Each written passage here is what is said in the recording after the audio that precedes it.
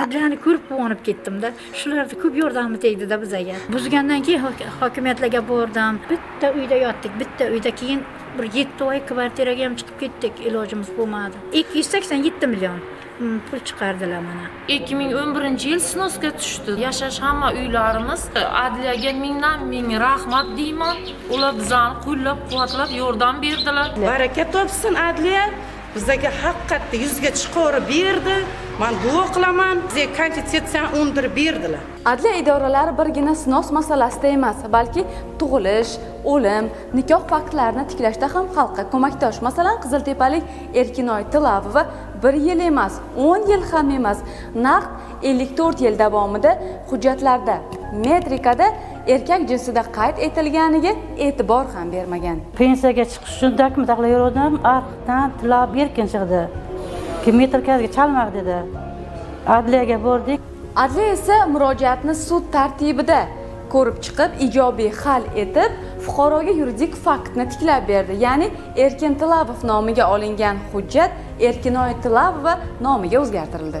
75 yaşımda aldım metrikani. Bergan dediniz uchun bari O'zbekiston kanalining aldariga rahmat, ko'p yashaysiz. Baribir hujjat qadriga yetish kerak. Bu fuqaro bo'lishda o'zi bilmaydi. Tushunasizmi, Mahmudim? Portret qilib qo'yaman. Adliya bugun turli soha vakillari uchun huquqiy qalqondir. Keksa nafaqaxo'rdan tortib, o'qituvchimi, shifokormi, fermermi, quruvchimi, boringki, tadbirkormi, ularning barchasi adliya himoyasidadir. 29 million degan 29 ming so'm emas. Noqonuniy sizga pensiya chiqqan deb bizlarga bezovta qildi. Adliya xodimiga olib kelib, shu 29 milliondan azod bo'ldik. Bir oy davomida nima bo'lsak bo'ldik. Lekin sudda bu bola sudga aparib o'zi bizlarni olib chiqdi shu yerda. Hamma haqiqiy to'g'rilikda oqlab berdi bu bola. Yer olgan edim, 2 gektar 150 metr kvadrat yerni. Bu yer 5 gektar qo'yilib ketgan va buning natijasida 5 gektar qo'yilganiga menga 1 milliard 250 million so'm miqdorida nalog hisoblangan.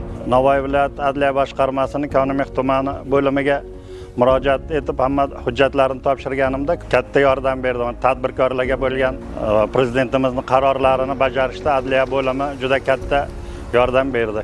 Men shu 35 yil 36-yilga ketyapti. Shu mulkka men o'zimni egalikdan his qilmasdim. Mana men kadastr hujjatlarini qilgandan keyin men bu mulkni o'zini haqiqiy egasida o'zimni his qilyapman. Qanaqa yo'l tutishni ham bilmadik. Hech kim bir maslahat ham bermadi. O'zimcha yugurdim, kadastrga bordim, arxivga bordim, hokimiyatga bordim, lekin hech bir foyda bo'lgani yo'q-da. Navoiydan adliyadamiz deb keldi. Ikkita bola keldi. Opa, sizni uyingiz hujjat bo'lyapti dedi, qarorda yaqinda olasiz dedi. Men tashlab ham bermay uyimgacha olib kelib berdi. Ayrim fuqarolarning dardiga aylangan mulk huquqi e'tirofida bugun adliyaning faol ishtirokini ko'rishimiz mumkin. Birgina Navoiy viloyatida 3000 dan ortiq fuqaroning mulk huquqi e'tirof etildi.